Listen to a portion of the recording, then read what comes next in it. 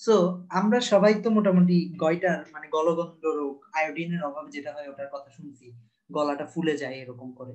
ওটা ফুলে যায় মূলত এই এই অংশটা ফুলে যাওয়ার কারণে। এখানে একটা আমরা বাটারফ্লাই শেপ কিছু একটা দেখতেছি না, এটা ফুলে যাওয়ার কারণে। আর এটাকেই বলা হয় থাইরয়েড গ্ল্যান্ড। এবং থাইরয়েডের পিছনে কোনো কিছুর পিছনে যেটা থাকে ওগুলোকে বলা হয় প্যারা। তাহলে থাইরয়েডের পিছনে যে চারটা আমরা দেখতে পাচ্ছি ছোট ছোট, এগুলোকে বলা হয় প্যারাথাইরয়েড গ্ল্যান্ড। সো আমরা যদি দেখি থাইরয়েড গ্ল্যান্ড এবং প্যারাথাইরয়েড গ্ল্যান্ড দুইটাই একসাথে আমরা পড়ে ফেলি, thyroid gland and parathyroid gland. Thyroid gland থেকে তোমার তিন ধরনের হরমোন আসে, একটা হচ্ছে T3, আরেকটা হচ্ছে T4, আরেকটা হচ্ছে ক্যালসিটোনিন।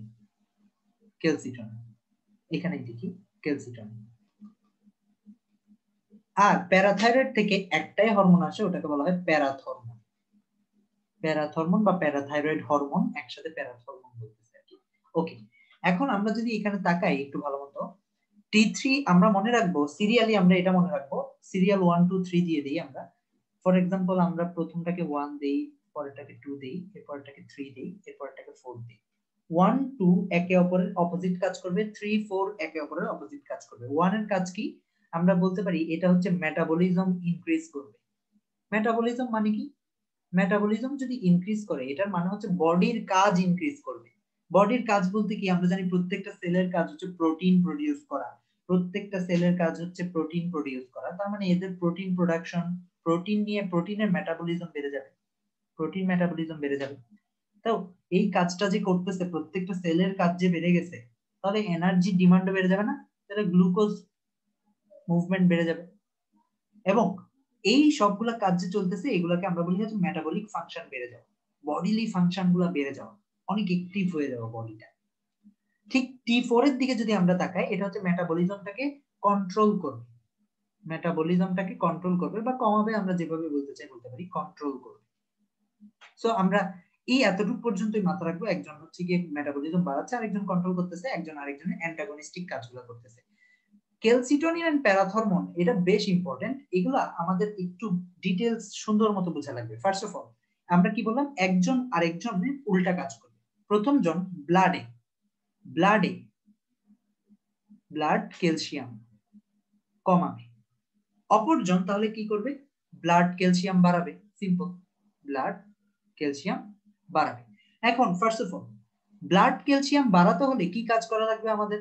ব্লাড ক্যালসিয়াম বাড়াতে হলে আমরা যে প্রতিনিয়ত ক্যালসিয়াম খাচ্ছি স্টোমাক থেকে, তাহলে স্টোমাকের মধ্যে, স্টোমাক থেকে যদি বডিতে অ্যাবজর্ব না হয়, বডির ভেতরে না যায়, স্টোমাকেই যদি থেকে যায়, এটা তো আলটিমেটলি ডেফিকেটেড হয়ে যাবে না, বডির বাইরে চলে যাবে না তোমার, মানে আলটিমেটলি মল আকারে, আমাদের স্টুল আকারে বডির বাইরে চলে যাবে না এই ক্যালসিয়াম গুলা, ক্যালসিয়াম।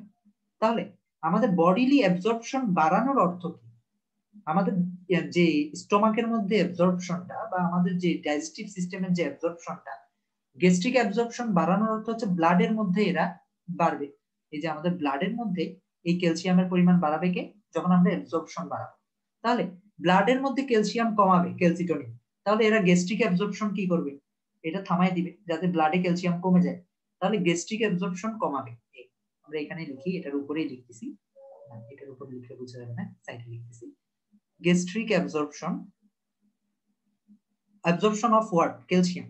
ক্যালসিয়াম এর গ্যাস্ট্রিক অ্যাবজর্পশন কমাবে। কমাবে মানে কি, এটি স্টুলে চলে গেছে, এটা আর ব্লাডে আসতে পারে না, সো আলটিমেটলি ব্লাডে ক্যালসিয়াম কমে গেছে। অন্যদিকে প্যারাথরমোনের কাজ কি? ব্লাডে ক্যালসিয়াম বাড়ানো। তাই গ্যাস্ট্রিকের মধ্যে যত ক্যালসিয়াম ছিল সবগুলা ইনক্রিজড অ্যাবজর্পশন করবে কে? প্যারাথরমোন বা পিটিএইচ হরমোন, প্যারাথাইরয়েড হরমোন। আর এটা হচ্ছে ক্যালসিটোনিন, ক্যালসিটোনিন হচ্ছে এটাকে পজ দিয়ে দিবে যাতে ব্লাডে আসতে না পারে। তাহলে আমরা বুঝতে পারলাম এটা হচ্ছে গ্যাস্ট্রিক অ্যাবজর্পশন,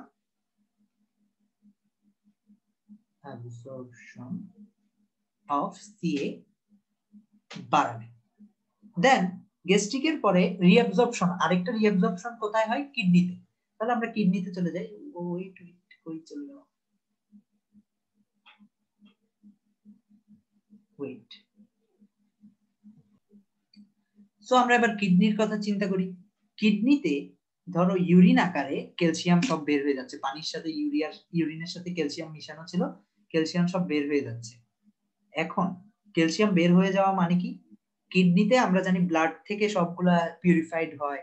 আমরা যদি এখানে একটা ব্লাড ভেসেল আঁকি, এখান থেকে সবগুলা পিউরিফাইড হয়, এখানে ক্যালসিয়াম সোডিয়াম বের হয়ে গেছে, সবগুলো বডির বাইরে চলে গেছে।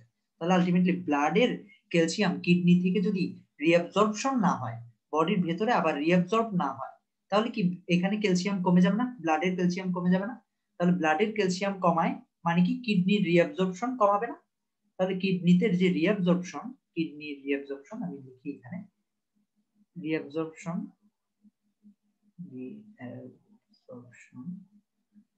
কিডনি রিঅ্যাবজর্পশন অফ ক্যালসিয়াম কি করবে?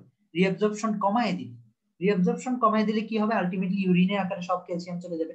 অন্যদিকে পিটিএইচ ও চাবে হচ্ছে ব্লাডে ক্যালসিয়ামের পরিমাণ বাড়ুক, তাহলে কি হবে? রিঅ্যাবজর্পশন বাড়ায় দিবে। তাহলে রিঅ্যাবজর্পশন অফ ক্যালসিয়াম বাড়ায় দিবে, অফ ক্যালসিয়াম বাড়ায় দিবে। ফাইনালি লাস্ট দুইটা পয়েন্ট।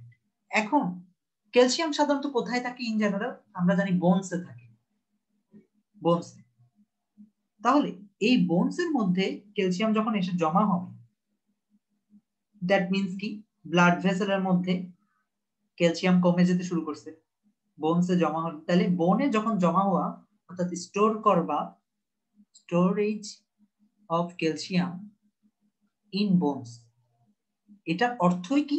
এটার অর্থ হচ্ছে ব্লাড থেকে ক্যালসিয়াম সবগুলা টেনে তুমি বোনসের মধ্যে বসায় দিচ্ছ। তাহলে ব্লাডে কমে যাচ্ছে না? এবং ক্যালসিটোনিনের কাজ কি?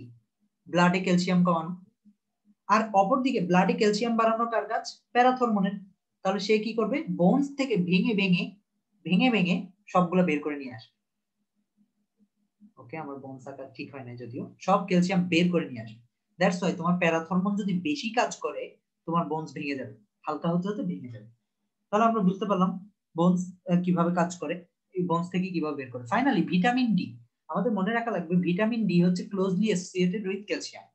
ভিটামিন ডি যখন থাকবে, ভিটামিন ডি থাকার অর্থ হলো এটা ক্যালসিয়াম যে কাজটা করে ওই কাজটা করে।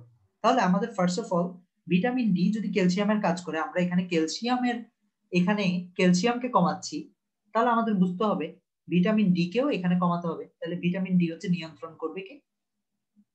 ভিটামিন ডি কে নিয়ন্ত্রণ করবে হচ্ছে ক্যালসিটোনিন। আর ভিটামিন ডি কে অ্যাক্টিভেট করবে কে? কন্ট্রোল করবে ক্যালসিটোনিন, আর অ্যাক্টিভেট করবে হচ্ছে প্যারাথরমোন। কারণ কি? ভিটামিন ডি ক্যালসিয়ামের মতো কাজ করে, এবং ক্যালসিয়াম যদি অ্যাক্টিভেট করতে চায় ভিটামিন ডি কে অ্যাক্টিভেট করা লাগবে। তাহলে আমরা বুঝতে পারলাম এভাবে আমাদের বইয়ের মধ্যে এক প্যারার মধ্যে দিছে, বাট আমরা যখন এভাবে তুলনা করে পড়বো বিষয়টা আসলে খুব একটা কঠিন।